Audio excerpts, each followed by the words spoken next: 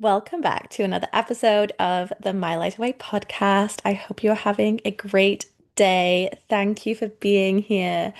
This episode is a guest episode, which is fun. I haven't done a guest episode for a while, but I feel like we've been talking birth a lot on the podcast lately, hypnobirthing, birth mindset.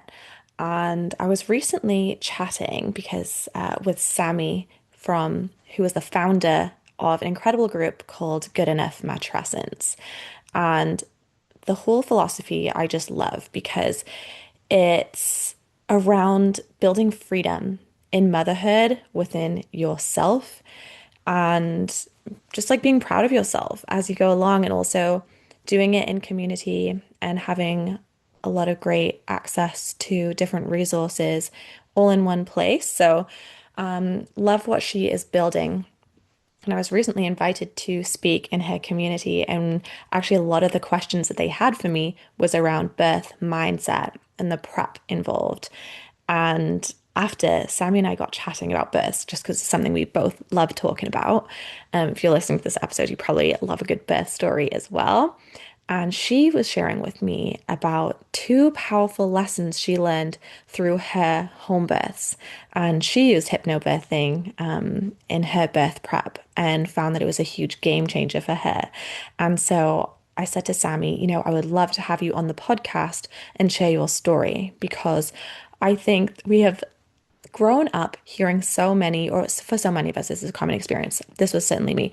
I did so many negative things about birth, things that made me afraid of birth. And it was so helpful to me in my pregnancies to bring the pendulum back a bit and actually hear about amazing stories, positive stories, stories that where birth was calm, stories where birth like felt like something you were capable of doing and made to do and that you could trust your body. And I just found those examples so inspiring and it opened up the possibility to me that I could have incredible births. So sharing these empowering birth stories is so important to me and also sharing how they got to feel empowering whether they went exactly according to plan or not. That's why I always share my second birth story of where I almost gave birth in my car, but I felt so powerful, so in control, and I loved my birth story, even though it unfolded differently than my plan in so many ways.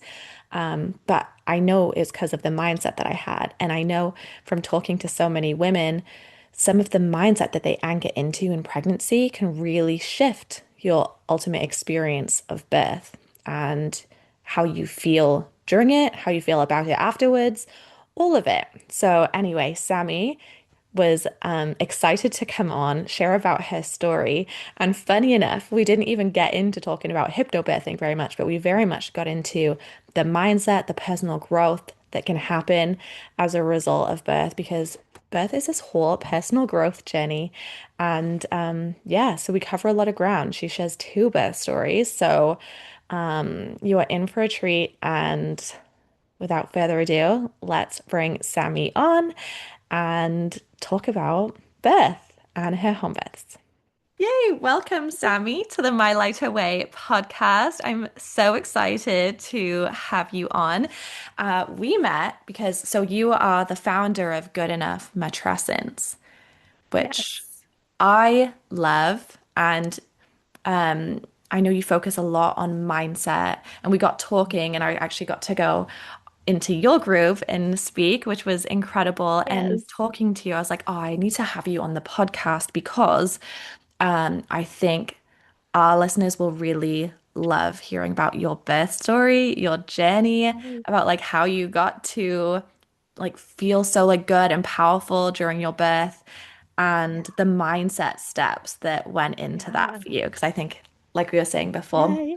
we got started, I think it's so powerful to hear examples of real women's stories because Yeah. then it's not like a figment of our imagination that like maybe birth could be this Yeah. amazing experience and that you can feel more powerful and more control in it, but it actually just like anchors that into a reality and then it gets to show other people it's like also possible for them. So Yeah. thank you Oh, for coming on. I would love if you could share a little more about Good Enough Matrescence and like your yeah. why behind the work that you do as well, because you do such incredible work with mums. Emma, I'm just so excited to be here and chat. Like, birth is one of my favorite things to share and talk about. And, most of us just experience it in that one moment. And then sometimes we don't ever think about it again. Or we might think about it when our child has a birthday. And like I've made a point now to all my friends, and myself included, when our kids have a birthday, I'm like, happy birthday to child's name and happy birthday to you. Like, Ah, it's just like a way to remember it because it's so life trans I was gonna say transformational. That that works English wise right in there. It is that such a works. transformational Yeah, period, truly. day, hours, couple of days, like however long it takes. And then and I know we like prepare for it. Like we prepare for it a lot, and then we don't really prepare for like motherhood past that. But also I think we prepare for it and then like forget about it and forget that like we literally grew something, a living being. We birthed it. Like we created something from scratch. We are so incredibly powerful. And so I'm so excited to chat about this. I know that was not your first No, I question, but love that I though. just I'm had to so say glad you that. went there. So yes, I'm the founder of Good Enough Matrescence, which essentially is like the living, breathing manual that follows us through motherhood, and it's ever changing. So we're always like, where's the manual? How do I do this? And it's really like the library that's like, there's no right way, but in like a very, oh, exhale, not like, oh shit, there's no, what? So what do I do? But like, you can't mess it up. Like, what feels good for you? Like, where is it? What are your goals and values for your family? Are you trying not to lose your shit right now? Are you trying to navigate NICU? Are you trying to navigate a difficult diagnosis? Are you just trying to have more fun and more joy? Like, what is it? So Gem is the essentially the manual that brings a lot of moms together and professionals together to help empower moms on their journey to really be able to raise the very self-aware, resilient, happy children that we're looking for. Like, I feel like, especially our generation, we're like, well, we want to do it right, we want to do it well. And then it ends up with us being self-abandoning ourselves. We're like self-sacrificing. We're not happy. We're depleted. We think that's how it's supposed to be because maybe we saw our moms like that or our grandparents or whoever. And so this is a way that you can have both. Like you can raise the kids the way that you want to, very intentionally, very consciously, and have a really joyful, happy motherhood, even when like the craziest storm is going on around you. So that's why I founded it, but really it's pulling in all these resources so that we can find what it is that we need to help us right now. Not like the to-do list, but like right now, what would help me feel a little bit more at home with myself and like where can I get that support so I don't have to like be Googling at 2 a.m. every single night, piecing TikTok videos together, trying to go and find the saved Instagrams of, well, what did I need for that thing? Like it's just Right. all in one place for us. Yeah, we're never going back to those saved Instagram posts. Right. And I mean, I still do it. I'm like, yeah, this is great. Save this. And I never go No. back. No, my saved things is probably like a whole of things that who knows. Who knows? Oh, thank you for sharing, Sammy. Yeah. Yeah, huge advocate for all of that and just so aligned with the whole My Lighter Way philosophy as well, Yes, which I think is why we exactly. connect so much. It is. Because yeah, there is Same mission. no one right way to be a mum, and so listening to our own intuition and like learning to listen to our intuition first of Yeah. all, and trusting that we know what's best for us and our kids, and just yeah, it's just so Yeah. valuable and so freeing, honestly. It is. It is. Yeah. So, okay, how many kitties do you have? How many birth experiences have you had? And which one do you want to like highlight or focus on today? Okay. I've had two, and they were both so incredible and so different entirely. And like to sum both of them up really quickly, I would say my first one was really about me learning the power that I have inside. And then my second one was using that power. And we're Ooh. done after two. I had a really hard second postpartum to the point where we were like, nope, no more, we're done. But I know everyone's journey is different. But so I won't be using that power through birth anytime, but I still use it like just in parenting. But yeah, I would definitely say the first one was like all the research, all the things like really learning every finite detail that I could about the entire birthing process from the mind, body, soul, heart level. And and then I had an amazing birth, felt the power, like I could feel her coming out, I could feel her hand, like all the things. But then the second birth was very much like, I have this power now, I'm going to actually listen to myself and use it. Like my first, I got in my head about, okay, well, I read that this is like the best position to be in, that allows your pelvic opening the most space for the second part when the baby's head is coming out, like the legs have to be like this. And it really in my head, like this is how it physiologically is like textbook the best position. And while that was fine, like it was still a beautiful experience. My second, I was like, okay, I know all of this. Throw the book out the window now. And like, what is it that my body wants to do? Where does my body want to be? What is it trying to tell me as she's coming out? And my first birth was 8 hours from the time that I would say I was in labor. I honestly was probably in labor before, but very much was didn't believe I was yet because again, statistically, like first time moms in their 30s give birth 10 days after the 40-day, period, like 40-day, what's it called? Yeah, The birth date, whatever. And I was like on week 39 plus 1 day. And I was like, nope, because I'm gonna have mine 10 days after, because that's what the textbooks say. And so I very much like ignored probably a lot of the signs. So I would say it was 8 hours. And then that's my fast second for was a first four birth. hours. And it probably wasn't to be like, when I think back, I'm like, actually, like that whole day leading up to it, I felt really tired. I was having some what I thought were practice contractions that Braxton were Hicks. stopping me in my tracks. Like they were Oh, really just like stopping me. And I was like, that was an intense practice contraction there. Whew. and And you don't the know. You don't always know. I remember don't. being in like not denial, but like is it, isn't it? Like thinking it could just Yes. stop at any time at the beginning Yeah. for my first. Right? Oh my gosh, yeah. And like you can learn, and that's one of the things I did learn is that I learned all the things. I learned exactly what my uterus is doing. What are my hormones doing? What is actually happening mentally, all of the things. And but you don't haven't experienced it yet. So I was like, so is this like real labor? Is this my like practice? What is going on?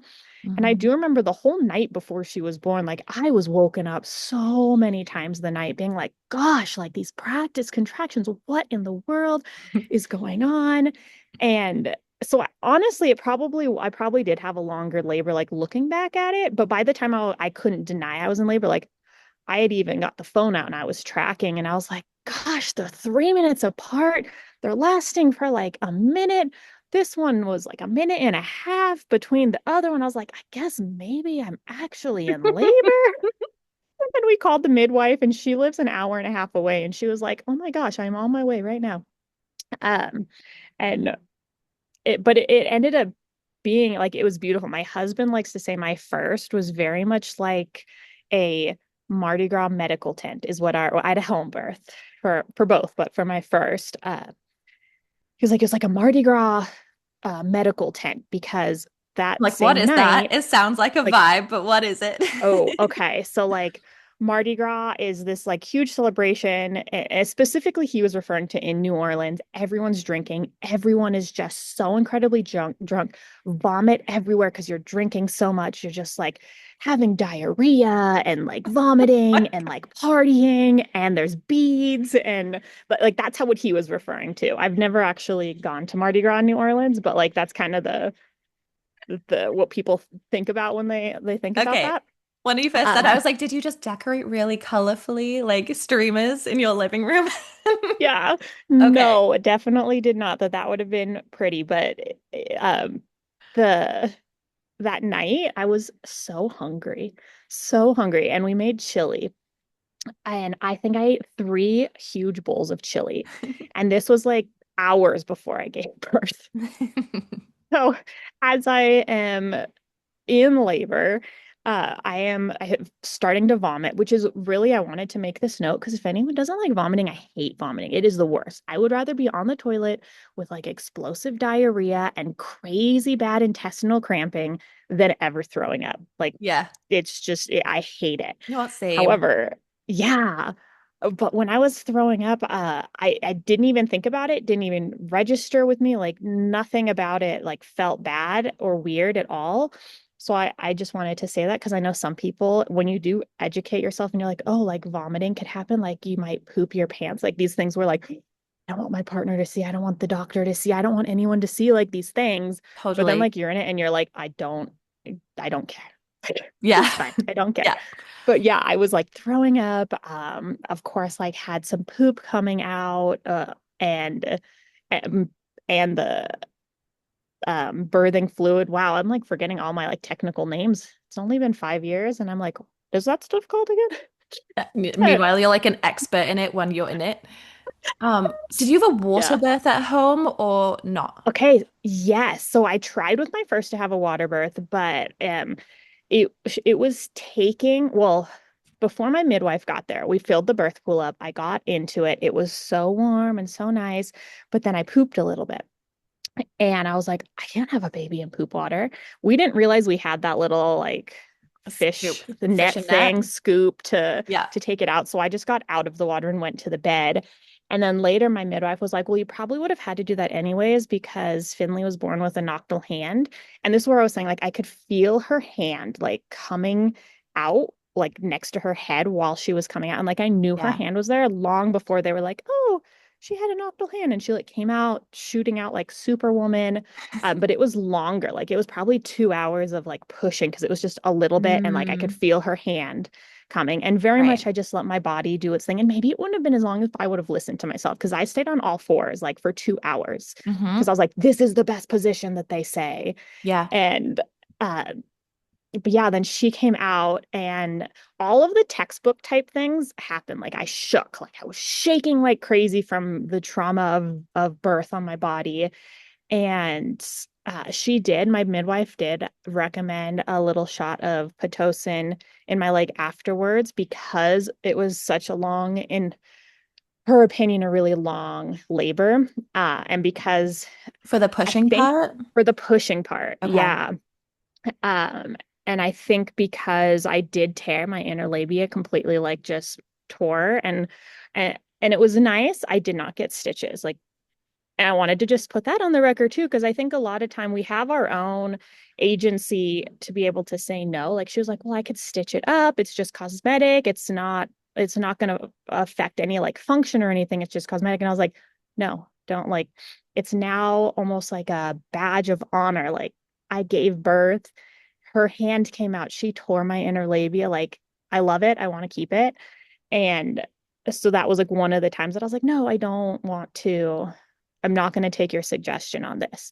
I did take her suggestion on the Pitocin shot. She was like, you were pushing really hard for a really long time Hmm. and it could be an issue. It wasn't an issue. She was like, it could be an issue. And at that time, I was like, I don't want to transfer. I gave birth during 2020. And I was like, I don't want to Hmm. transfer. I don't want to wear a mask. I don't want to do any of that stuff. Yeah. I very much wanted to have the most natural birth that I could. I have a little bit of a fear against like medication, Hmm. even to the point of like ibuprofen. Like, Right. unless I need it, it's not like, oh, I have a little headache. It's like if you don't like your swelling in your brain is doing this, like the ibuprofen will like help, then I'll take it. But otherwise, Right. I'm like, I have a headache. I have a headache because something's going on in my body and I want to figure out what caused the headache, not just like mask Yeah, the like you like symptoms. So getting to the root of uh, things. yes. So I Yeah. very much took that same approach in birth, except that when she did say that about the little Pitocin shot, I was like, okay, but I didn't want it the second she wanted to give it to me. I waited until after the umbilical cord had completely stopped pulsing, it had turned Mm. white, and then Cool. I got it. Um, but yeah, it was absolutely like beautiful and very intense. And I remember thinking, oh, I'm not crowning until I have a thought that I can't do this. And I never had that thought that I couldn't do this ever. The Love that. entire like the entire birth, like could never thought about that. And I very much, and I know we'll talk about it too, prepping and even in labor, the like hypnobirthing aspect of it. But I did, funny little side note, I did have a thought while her head was coming out of, whoa, I could see why people elect for a C-section. I remember having that thought and then Right. being like, okay, come back to the Yeah. present. She's here, she's coming out. Let's do this. We got it. But I do remember Pep having talk. thought that like, yeah, I was like, oh Yeah. yeah, I guess I could see why people elect for C-sections. Right. That's so But funny. yeah, but then with my second, I was very much more intuitive and like, what is it that my body is feeling? She was born around Christmas. We had the Christmas tree up. Same thing when I couldn't ignore that I was in labor because she was then born on my actual due date, which also happened to be my husband's birthday. And I was like, that's not going to happen. She's not Cool. coming on her due date. She's not coming on your birthday. So I like, again, feeling the things, kind of starting to feel like crampy. And I was like, ah, no, it's not happening. And it did, it happened. Hmm. And by the time I could ignore it again, uh, we had called our midwife a little bit earlier because Josh was like, I was freaking out because this was my first birth. I didn't know what to expect. I wanted just someone there to tell us if things were going okay. So we called her earlier, but then it's funny because when she got there, when she got there with my first, I didn't have her for like 4 hours. When she got there with my second, it was 10 minutes and Hazel was Wow. out.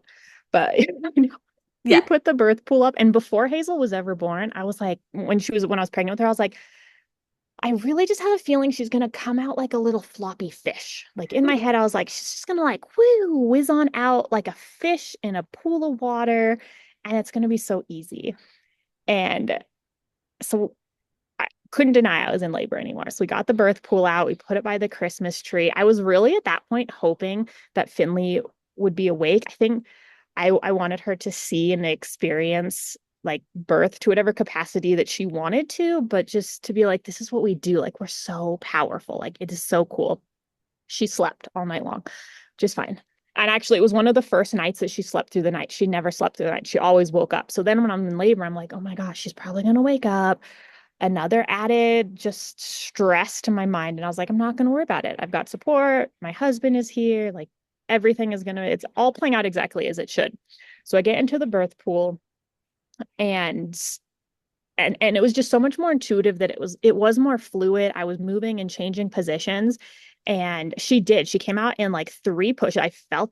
The I felt her starting like to engage, and literally within three pushes she was out. And it wasn't even pushes, it was like this really deep hum, and I could feel this like really, this hum just vibrated all the way down my body. It was very deep, and that's how I breathed her out, was like this just this hum that just vibrated my whole body, vibrated her. And yeah, within three pushes, she literally came out like a little slimy fish, Just just like like, you whoop. envisioned. Yes, just it was so easy. It was just like, it was so incredible. And Josh caught Finley, and I really wanted to be the one that like grabbed Hazel, Yeah. and I did. I got to, and she had the umbilical cord wrapped around her neck a couple of times, and it was super long. And I just really trusted the process a lot more and didn't get too stuck on like, I need to do this, my legs need to look like this. And I was definitely more in my mind with Hazel's birth, more like,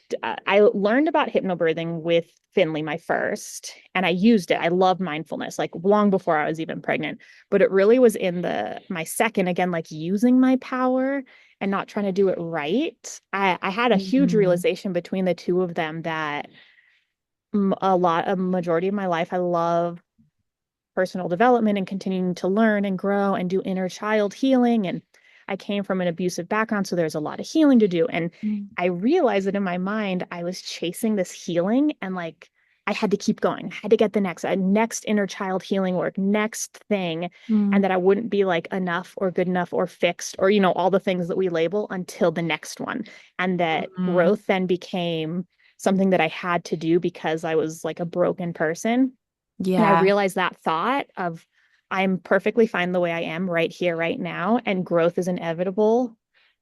Healing can be inevitable if you just have the intention of doing it, but I don't have to sit here right now and be like, I just said this. How is that connected to this? Where does that go in my past? How can I heal that? And sometimes that happens, but it doesn't have to happen. And I think that was really freeing to me to be like, okay, now all this like mindful practice is fun. It's not a have to do in order to be better or be good enough. And I think that really played out in my birth too.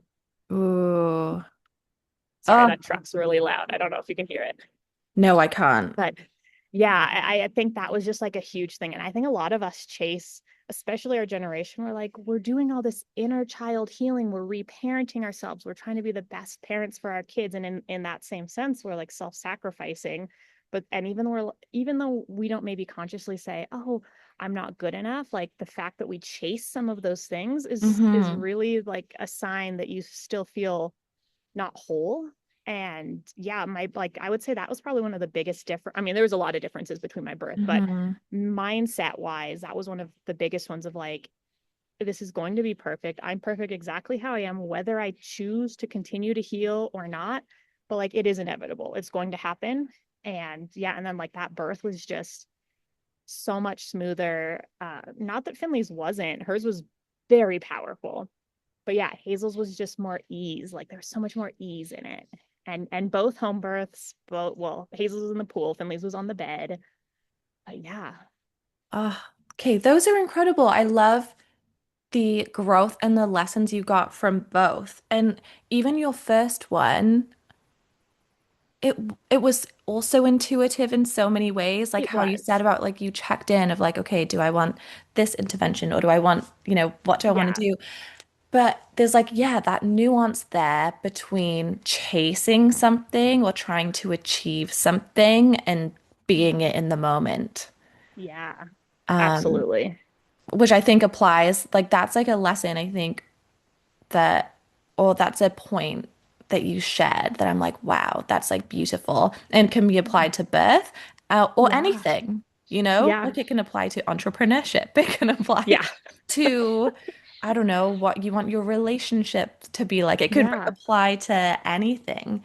Um, Yeah. and it's interesting because I feel like that awareness of like how you feel, how you want to feel, allowing yourself to feel it.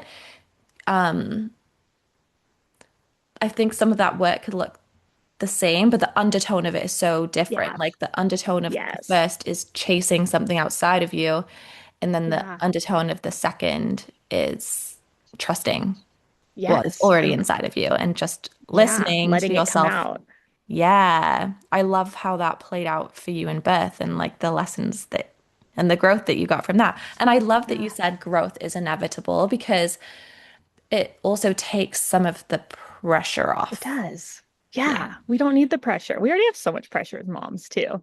Like, Yeah. so many. What am I even down to? What am I going to cook for breakfast? Sometimes that's like, oh, do I just do the cereal because it's easy with no nutritional value? Or do I take the time and make the eggs and the bacon and the sausage and the kale? And, Will they even eat it?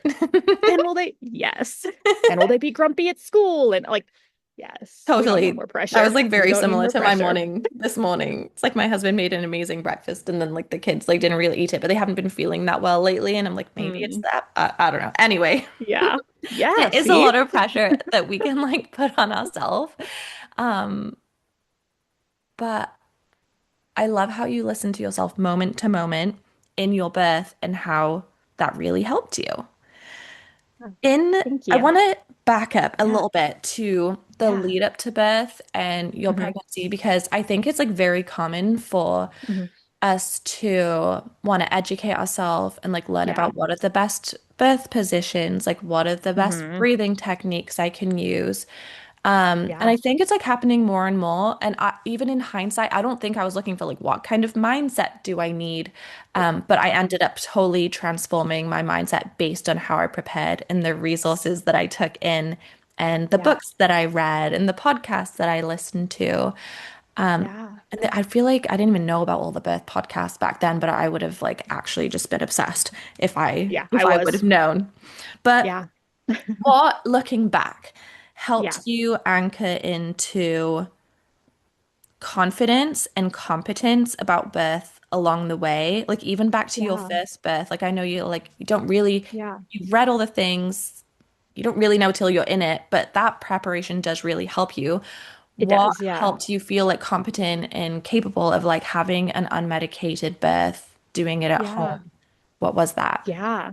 I think at first it started as fear. I just want to go all the way to the very beginning because I had friends that were like, my doctor said this. I'm just going to trust my doctor. I feel good just trusting my doctor.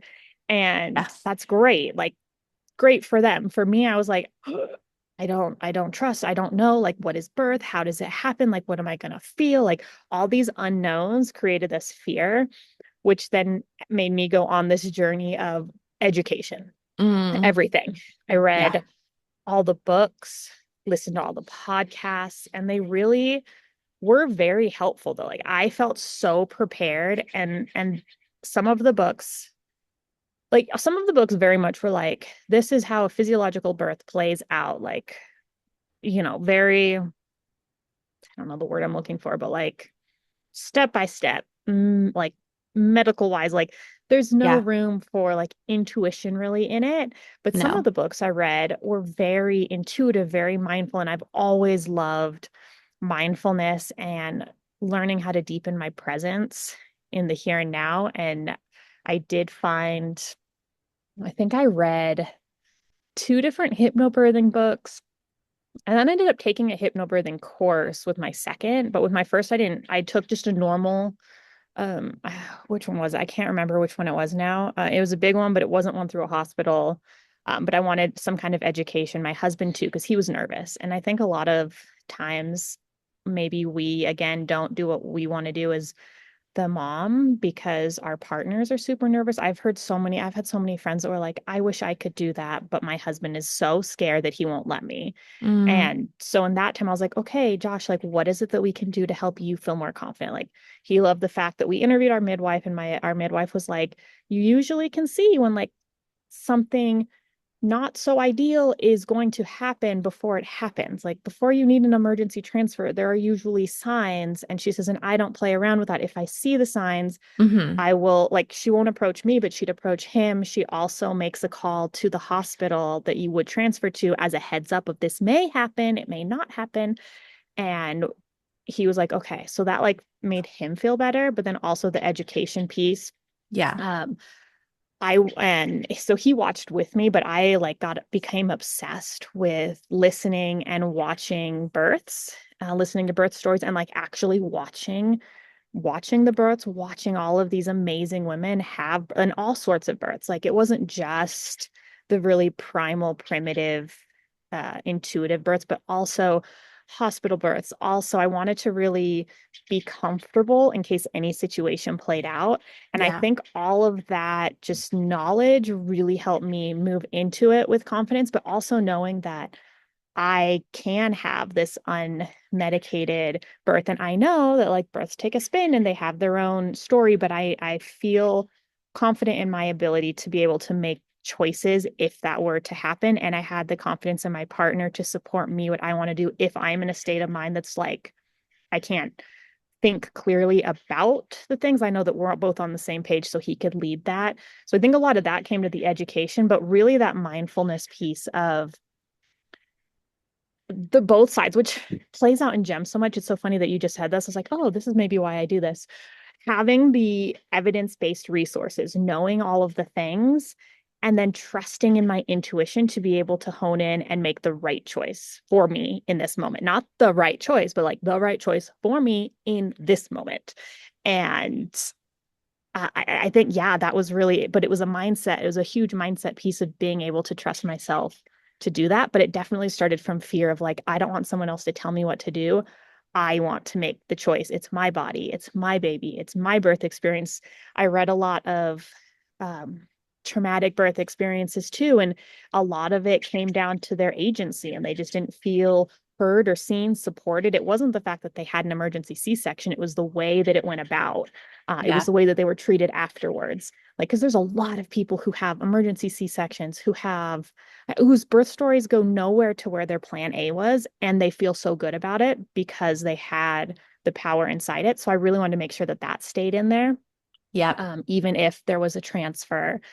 But yeah, a lot of it really just stemmed from the fear, then me wanting the education and really trusting that I could tune in to my mind and trust that my body would help me make the right choice.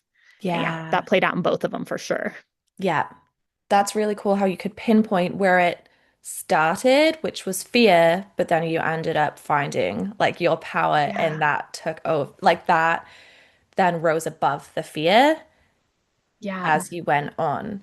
And I wonder, because I did this, Yeah. and I'm wondering if you did this too, because there is so much info out there, especially now. I Hmm. feel like even in the last, my first is going to be, speaking of birthdays, going to be 7 in 2 days.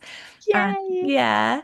And so this was, yeah, 7 years ago. And even since then, there is so much more information. There are Yeah. so many more podcasts, Overload. like social media, like there's just so much.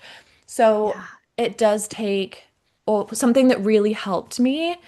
was using my intuition to even decide like what to take in and what not, Yes. and deciding what was for me and what didn't, Yes. and Yeah. which books to listen to, which even just like Yeah. going on YouTube and being like, okay, which like cover photo on this YouTube video is going to Yeah. draw me in, or I start watching it and be like, no, not for me, or yes, Yeah. this is for me, or within other people's stories, like, oh, yeah, that's what I want. Like, oh, Yeah. okay, I don't think I want that. Like, what would I want? And looking, Yes. and yeah, so you're like, yeah, so you did that too.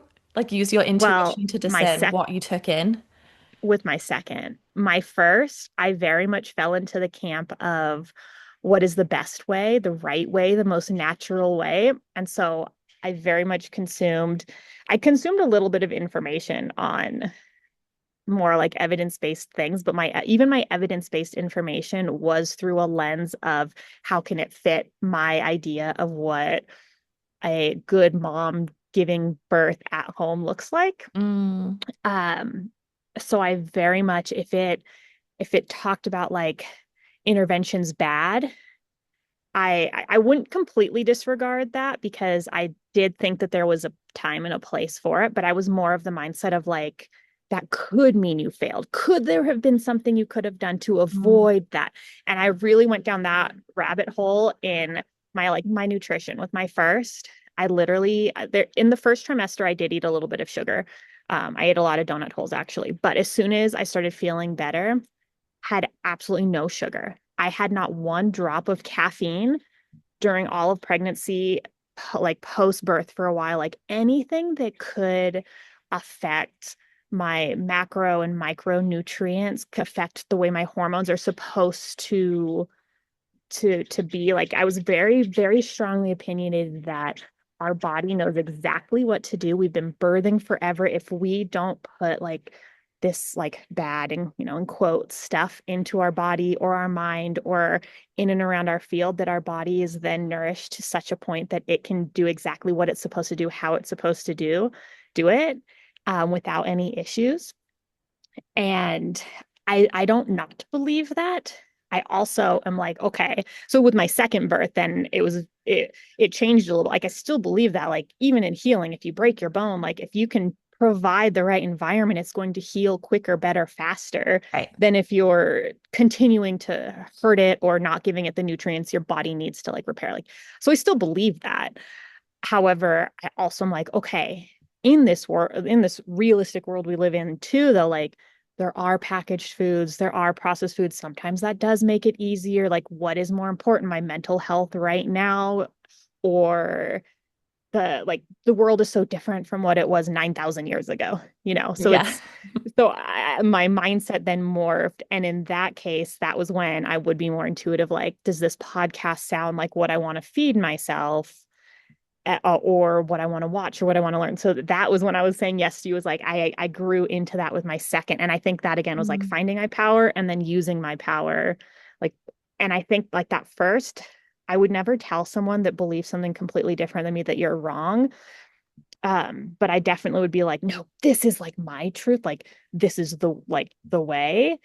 And we see that play out so much today. Like there's yeah. this way or there's this way.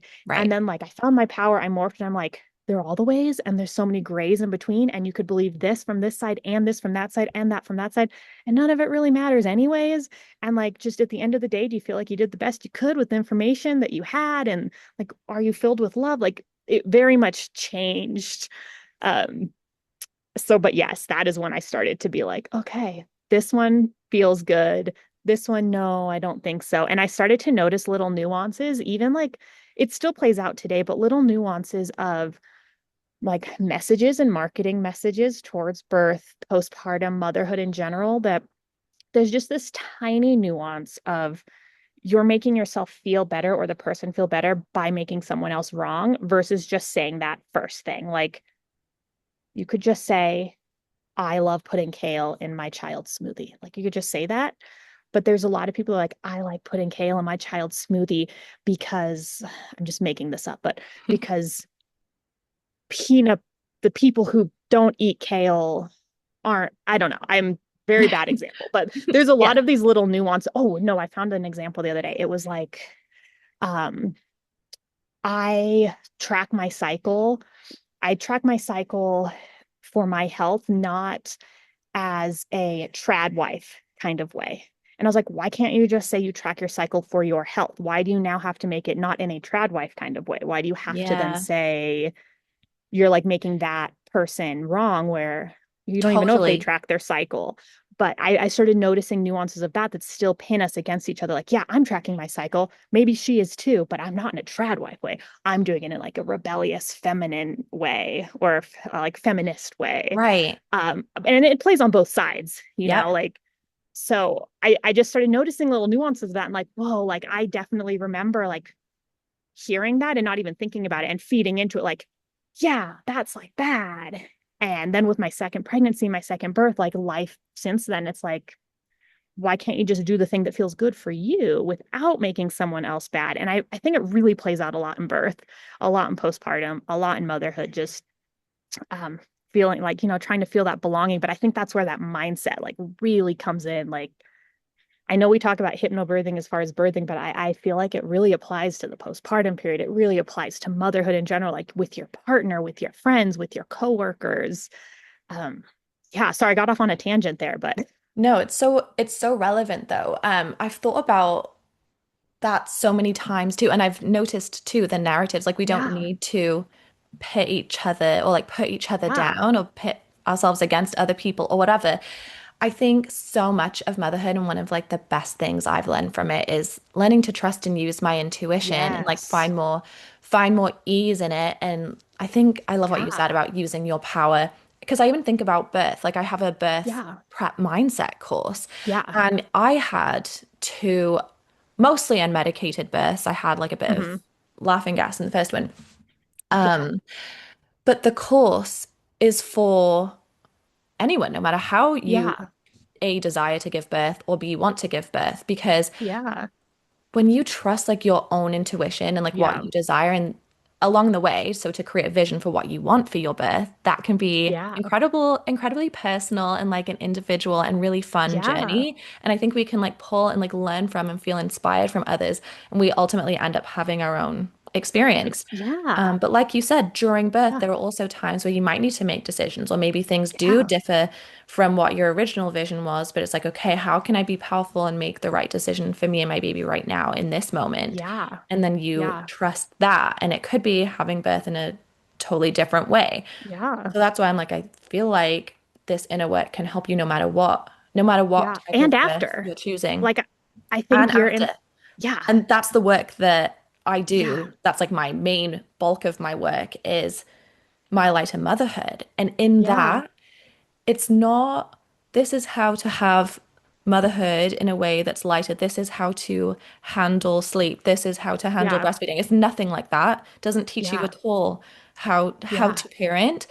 But what it does is it connects you with your own yeah, intuition every single step of the way. So you always yeah, have access to your power and can yeah, easily shift back into that with some support yeah, at each step. And that's one of the most beautiful things that I learned. Like I even think back yeah, to sleeping in the first with my first baby, he'd sleep in like the bassinet beside me, for the most part. And then in the mornings, I would like bring him into my bed and like sleep in with him sometimes till Oh, like 9 or 10 a.m. And it was like oh, so sounds fun. so nice. But I wouldn't feel safe or I was like afraid to co-sleep with him in the night. Mm. And then with Hmm. my second, I had so much fear around that. And then with my second, I essentially co-slept with him from the start, which Yeah. first time me would have been shocked, and second time me Yeah. felt so um well, I'm like, oh, this is amazing, first of all. Like, we're Yeah. both getting Yeah. so much sleep. Like, he was just so competent to it, like feeding, so he just like help himself. And like like Yeah. Oh, honestly, I we love just that. both got so much sleep. But I also trusted myself and I had so much Yeah. awareness of myself and my body. I knew I would Yeah. not dare move. Like I would hold that Yeah. position and I would more likely like my arm would get uncomfortable before. Like, so it's just also, Yeah. and I don't know if I had that awareness the first time No. either. And it's okay. Like you probably didn't, like you probably couldn't have had that awareness. Like, and I Yeah, think because that's where it's your all work is so built. beautiful. Yeah.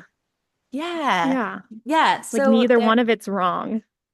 no, no. And I think that's what we all end up kind of learning is like figuring things out as we go in Yeah. motherhood. And it's so powerful when we trust ourselves, trust our intuition, and can celebrate other people doing the same, Yeah. even if their choices, even if Exactly. their intuition told them something different than what you did. Exactly. And it's Yeah. just like not coming from a place of judgment. It's like, sweet, Yeah. like this is Yeah. amazing. Like you go. Like that's amazing. And like I Yeah. love like your work too. And I completely agree with it. Like once you learn this piece of intuition, you can also go back and I think this plays into the part of like we're always perfect exactly where we are. Like I'm sure there could be some people that find, let's say, yeah, co-sleeping to be like the best. And they're like, oh shit, I didn't do it with my first or with my second. Did I mess my child up? They're not as attached. I didn't know any better. I could have been so much better. And we focus on that instead of being like, no, exactly as it played out was exactly how it should have, and it's perfect. And yeah, you might have some grief around it. You can move through it and then also find your power of like, that's exactly what was supposed to happen because that's who I was at that time. And I followed my intuition, even if it was like based from fear.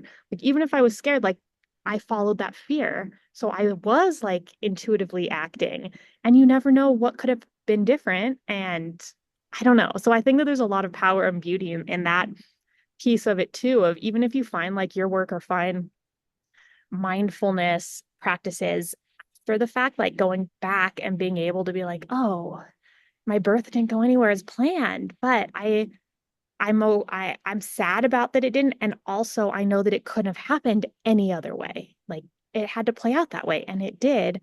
And now's the present. Now I can give my babies extra hugs. I can talk about like, it just makes everything okay. And I think freeing and just, I don't know, there's more ease in knowing that even like we don't have control. I think maybe that's it. Like you can release some of that control a Mm. little bit of the past.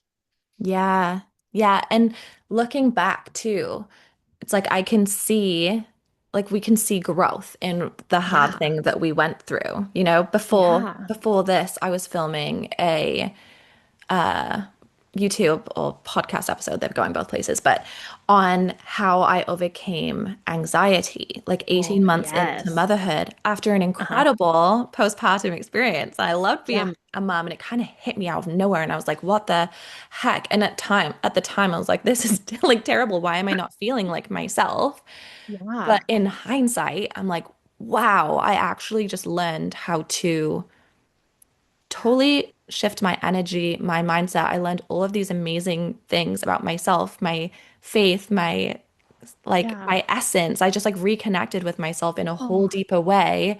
And it led to yeah. something really beautiful, like the journey of Yes. Oh, moving I can't wait to listen to forward. this. Oh, thanks. Yeah. Yeah, and I think the foundation of it and like where I look back on like, me postpartum with my first, like having him in the bed in the mornings, we were like, oh, but I don't know if I want to overnight. I just like love Yeah.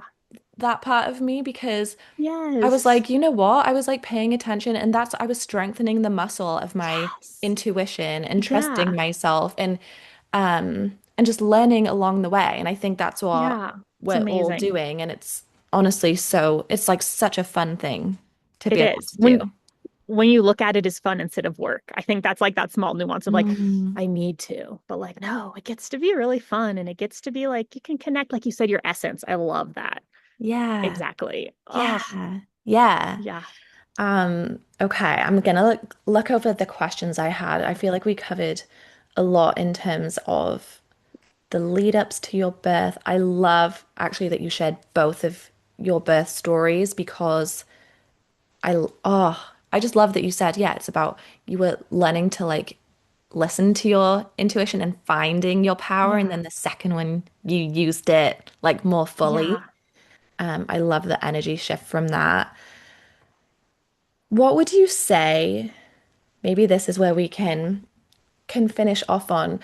What would you say to someone desiring a certain birth experience, like having a vision, but still Yeah. being in a bit of that fear mode or doubting if it's possible for them? Like maybe they think they have a low Yeah. pain tolerance. Maybe they think they just haven't seen positive examples. Maybe they think it's like a Yeah. pipe dream to have like an incredibly powerful birth when you have no idea what to expect. Like what would you Yeah. say?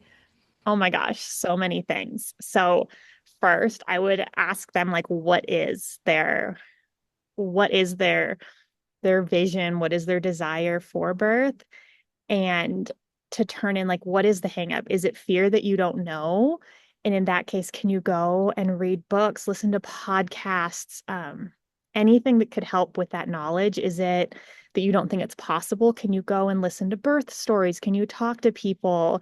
Is there a way that, like, especially for me, and I know not everyone is like that, but I, again, liked to have all of that evidence-based information and mix it with a very spiritual connection, intuitiveness that isn't scientifically like, I don't know the word, like, Totally. Yeah. you know, Yeah. it's more like whatever. That's no, the science does not, the data does not back that up. Like I Yes. liked both. And so maybe wherever you are, if you could be like, okay, what is like my desired outcome? And like what would make me feel really confident? Is it having a bunch of backup plans? Is it also maybe being able to be okay with knowing what all of those backup plans are and still continuing to visualize your perfect birth daily, like get into that essence of it, and knowing that if it changes, you do have backup plans and not because I think sometimes we're like, we can only think positively. And I think that can create a lot of fear in our body too, because we're like, but what if it doesn't? So if you can be like, okay, what if it doesn't? I have all of these plans and now I'm really going to like soak into what if it goes so well? What if it goes better than well? Like, how would that feel? And just really like ask yourself the questions because I think that will help lead you to where it is that you need to go, whether it's in the process of birth, whether it's is it not even birth? Are you afraid of what's going to happen after birth? Are you afraid how your relationship's going to change? And that's not like manifesting in your birth right now. And it's creating like really just Mm, asking yourself like where is it that there's a hang up? Is it in the process? Is it in after? Like what little pieces? And then ask how, not like, oh, there's no point. I can't fix it, but like, how could you navigate that? There's so many possibilities. So like asking just different questions of if you think it's not possible for you, how can you go and show your mind that it is? Or, if you have a medical condition and you're like, they tell me that I can't have this, maybe go and research, try to reach out and find someone that maybe had a similar experience. Maybe just there's so many birth stories out there. And I think a lot of time, like, you might be like, well, my doctor says I have gestational diabetes. So this is not, I can't do this anymore.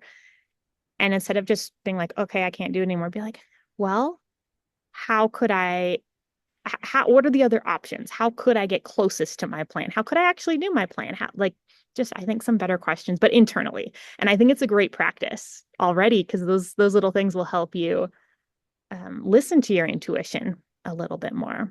totally. And if you're wondering how to listen to your intuition, if you're like, I don't have a strong relationship Yeah. with my intuition, with all of Sammy's questions that she just shared, you can approach it a couple different, well, you can approach it a few different ways, but two that are coming to mind. One, you Mhm. could do what like even if you rewind back and listen to Sammy's Uh, questions again, answer and be like, what's the first thing that came to your mind? Or you can think yeah. about out of everything Sammy just said, all the questions, which one stood out for you as like your very next action step? Because you don't have to figure everything Yeah. out. Yeah. Or you could journal on it. Like maybe something doesn't come to mind right away, and you are someone who likes to sit and ponder things and journal on it. You Yeah. could take one and use that as a journal question, and that might be really insightful. Yeah. Because we all Ooh. have intuition, we all have a connection with our Yeah. intuition. Can I share one last question that's my absolute favorite question to ask myself? And like, I just want to share it with everybody. Yes, please. Okay. And I use this question anytime that I feel kind of sticky or stuck, or even sometimes like just for fun, like completely for fun. But Hmm. it's if you could do no wrong, like if you truly believed you could not make a mistake, you could do no wrong, you would never be judged, only ever fully held, loved, supported, seen, encouraged. What is it that you would do? Like, what is that next step? How would you feel? How would you move? Like, whatever question that follows that, but like with those parameters that you can't do wrong, you're never going to be judged, you're only ever going to be supported and loved for the decision that you make. Like, what is it that? And I think that's a, I don't know, I love this question so much, so I really wanted to share it with all of your listeners. Thank you. That is an incredible Yeah. question, and it peels back a lot of the layers or filters that might go on in our minds when we're making a decision and gets you Yeah. closer to your desire. So thank you for sharing Yeah. that. Well, Yeah. thank you, Thank you. Sammy, for coming on today, sharing about your birth stories and the different elements that helped you along the way. Yeah. I Thank know you. birth stories can be such a vulnerable thing to share, but you're so open, and I'm just so grateful for that. Oh, thank you. Where Yeah. can our listeners connect with you? And I would love if you guys could send Sammy and I a message and share what stood out to you about Yeah. the episode and like what you're excited to take away from it. Yeah. And if you have a birth story to share, share it. I Yes. know that sometimes it's hard to share a birth story if you're like writing it. It's more of like, I need to speak it because it's 5,000 words. Yeah. But Send me a voice note. it's so fun. I'll always listen to a Voice voice note. note. Yes. Yes. Oh, But yes, please do. where can people reach you, Sammy? Yes. Where can we find you? But you can find me, and I'm sure it'll be in the show notes because I have dyslexia sometimes and can't spell this out. Goodenough matrescence.com. Or I'm at Instagram. I have Facebook too, but I'm never really on it. So go to Instagram instead. And it's, Instagram at Good Enough Matrescence. And Lovely. yeah, I won't try to spell it. I will definitely link those for you in the show notes. And can we link your Yeah, community below as well, absolutely. Sammy? Yeah. Yeah. So it's also Good Enough Matrescence. You can get there from goodenoughmatrescence.com. We're actually launching an app. So depending on when you listen to this, we launch it next week, April Ooh, 1st. So maybe it's it right should now. be I don't know out when this then. episode drops, It but should be out. I think this yay. episode will drop in a couple of weeks, so it will be out. So Yay. I'll Yeah. link it for you. Okay. Yay. Amazing. Yeah. But it's also at goodenoughmatrescence.com with like a / community. Awesome. Thank you so much, Sammy, for coming on the Thank you. podcast. Thank you so much. Yay. Yay. Thank you for being here for this episode. Um, I'm so grateful that you have listened, and I hope you got something amazing from it and that it just helped you see what's possible for you. And like we talked about in the episode, I hope you were able to pick and choose using your intuition, the pieces that you're like, yeah, I want to use this as proof that I can anchor into this more too. Or, yeah, just use your intuition to pick up the pieces that are going to really help you along the way. And like I said at the beginning of this episode, we actually didn't dive that much into the topic of hypnobirthing this time, but this was a result of all the steps that Sammy took, and hypnobirthing is one of them. And if you want to learn more about hypnobirthing, if you're like, Emma, what are you talking about? It really is about anchoring in your conscious mind, your subconscious mind, syncing up your mind with your nervous system to feel more calm and in control around birth before you ever go in. And that really helps you during labor as well, to feel more calm, grounded, in control during labor as well. And I have other podcast episodes about it. I've shared my own birth stories using hypnobirthing. And if you are someone that finds hypnobirthing really intriguing is finding the mindset pieces really intriguing. I've actually laid out my entire process for how I prepared for birth and have since helped other mums from mindset and nervous system prepare for birth. So it's very different than standard, birth education. It's just from a totally different lens. But for me, yes, educating myself was so important. Obviously, we're going to do that. But this took things a level deeper and just really, really helped me feel more competent and confident during labor for both of my babies. And it's been very cool to see the women take my light of birth who have taken it since I released it, and take the parts that resonate with them. You know, some of them have like really loved listening to the meditations and the hypnoses that I've linked and recommended. Others have enjoyed like the breathing techniques. Others have just found these mindset shifts start to happen and this shift in belief in themselves and their ability to give birth. And even so many women in there have been nervous about birth at the start, and then now they feel so much more excited alongside of that. And they're just starting to bring that pendulum back for themselves and that self-trust and belief in themselves. So the cool thing is, you're going to get exactly what you need using your intuition from My Light of Earth. So I will link that for you below. Inside, you are going to learn about the foundational essential steps of hypnobirthing, how to apply it in the lead up to labor, breathing techniques. You'll only need two main ones. Mindset to go with the flow during labor while also staying true to your vision. There are some nuances there that can really make a big impact. The beliefs and the stories and the thoughts to try on for yourself and anchor into now, well before labor starts, because that's going to help you feel more confident in the lead up. And it's also going to help you immensely during birth to stay more calm and regulated, which we also just know is highly supportive to you in terms of how you feel about birth, how you experience birth. And it can even help lower pain for a lot of women, which is also extremely cool. Yeah, the whole goal to have you feeling more in control, more competent, more educated, more powerful during birth. So if that's for you, I would love to have you inside, and I can't wait to support you through it. It's self-led program. You can go through it.